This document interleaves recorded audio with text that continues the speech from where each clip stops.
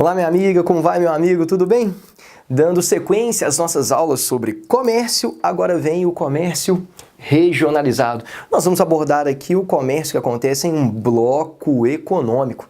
Assunto importante para os vestibulares, vamos passar por todos os blocos. Mas, para isso, a gente tem, mais uma vez, que fazer uma base legal, ter alguns conceitos muito bem definidos. Vamos lá, então. Primeira coisa, o que é um bloco econômico?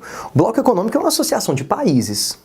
Mas com qual objetivo? Tá aqui, olha, intensificar as trocas comerciais. Este é o objetivo de um bloco econômico, a intensificação de trocas comerciais. E como que acontece esta intensificação de trocas comerciais? Através da redução ou do fim das barreiras alfandegárias.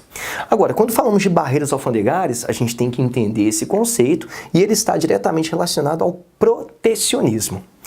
O termo protecionismo, claro, remete à proteção de uma determinada região. Só que, como estamos falando de uma atividade econômica, nós temos que analisar quais são os tipos de protecionismos, né? Então vamos lá. O protecionismo ele pode ser social. Como assim protecionismo social?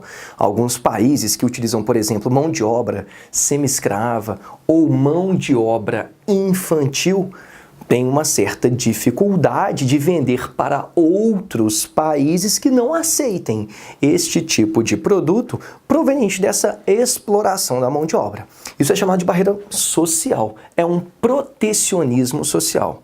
Além de social, temos o protecionismo alfandegário. Este é mais simples, é o mais falado, diz respeito a uma questão financeira. É quando você coloca uma taxa, um valor sobre o produto importado. Qual que é a ideia do protecionismo? Tá aqui, olha. É proteger os empresários ligados à atividade industrial e também ao setor agropecuário. Se você dificulta a entrada de um produto importado, você está adotando uma medida protecionista. Você está resguardando o seu empresariado. E dentro de um bloco econômico, normalmente, essas barreiras alfandegárias são reduzidas ou chegam ao fim. Mais um tipo de protecionismo que a gente vai destacar é o sanitário. Diz respeito, por exemplo, a uma carne contaminada. Por exemplo, já existiram suspeitas da contaminação da carne bovina brasileira com febre aftosa. E daí essa carne teve uma grande dificuldade de inserção no mercado do Reino Unido, no mercado inglês. Isso é uma barreira sanitária. Diz respeito, portanto, à qualidade do produto. Além dessa barreira sanitária, nós temos a barreira ambiental. Barreira ambiental, protecionismo ambiental. Alguns países se recusam a comprar, por exemplo, soja que tenha vindo de uma região de desmatamento ilegal.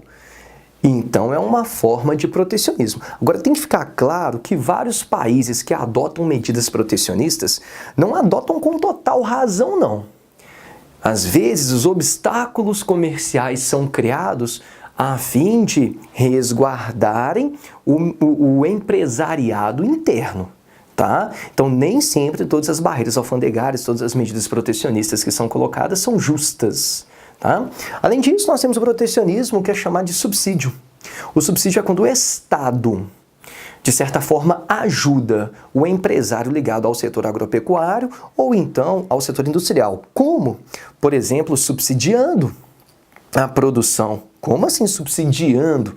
Subsídio da produção. Olha só, você fornece alguma tecnologia para o produtor de soja, você fornece algum agrotóxico, uma colheitadeira mecânica e dessa forma, um gasto que o produtor teria, ele não vai ter mais. Se ele não tem mais, logicamente, seu produto ficará muito mais barato e, consequentemente, muito mais competitivo. Então, que fique claro, o protecionismo que nós colocamos aqui, ó, social, alfandegário, sanitário e ambiental, é colocado para dificultar a entrada do produto. É uma barreira mesmo. Agora, o subsídio é dado internamente ao próprio produtor.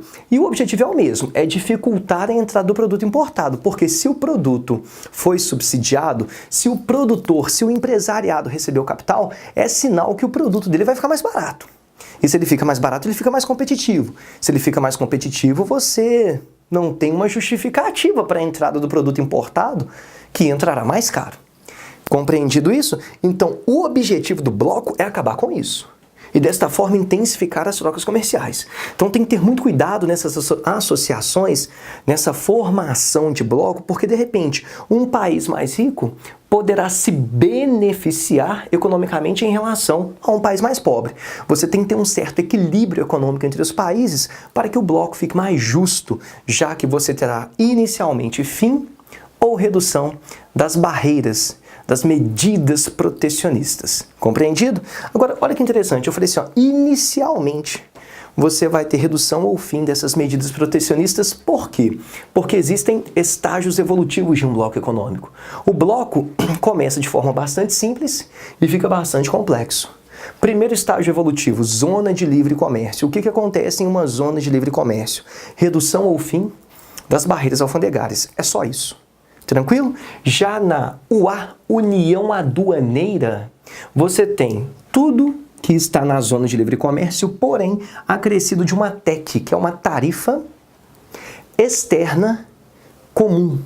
Como assim uma tarifa externa comum?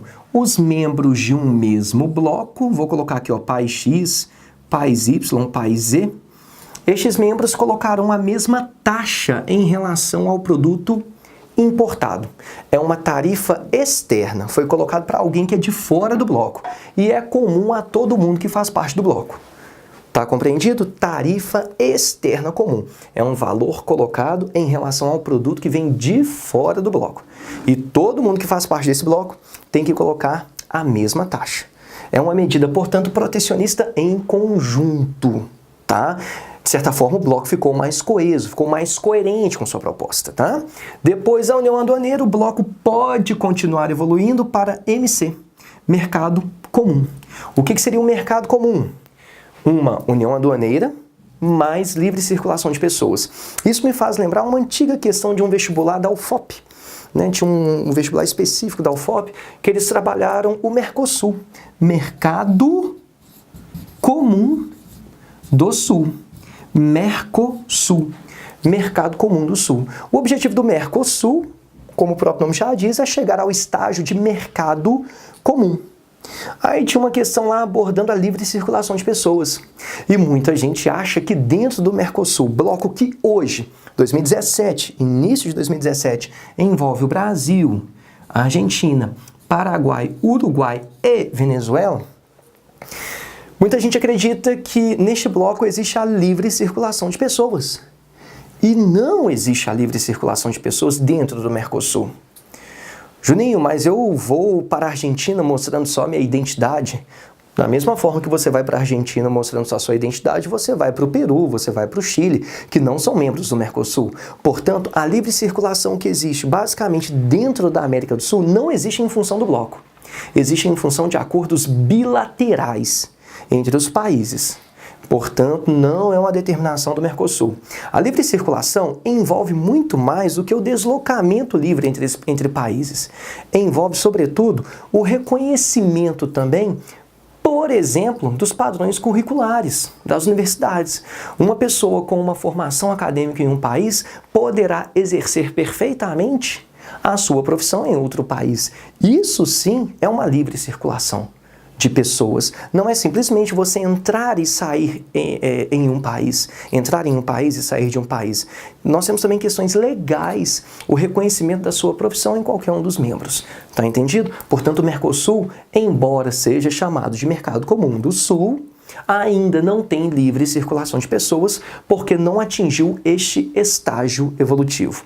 Depois do mercado comum, chegamos à União Monetária. O nome já diz tudo, você tem uma moeda única. Qual bloco que chegou parcialmente a esse estágio evolutivo? A União Europeia, com o euro. E por último, o P, União Política. Ainda utópica essa ideia. Por quê? Porque não temos, de fato, uma união política entre os países.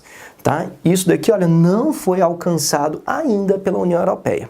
É isso aí, depois a gente volta destrinchando os blocos econômicos. Um forte abraço, até mais!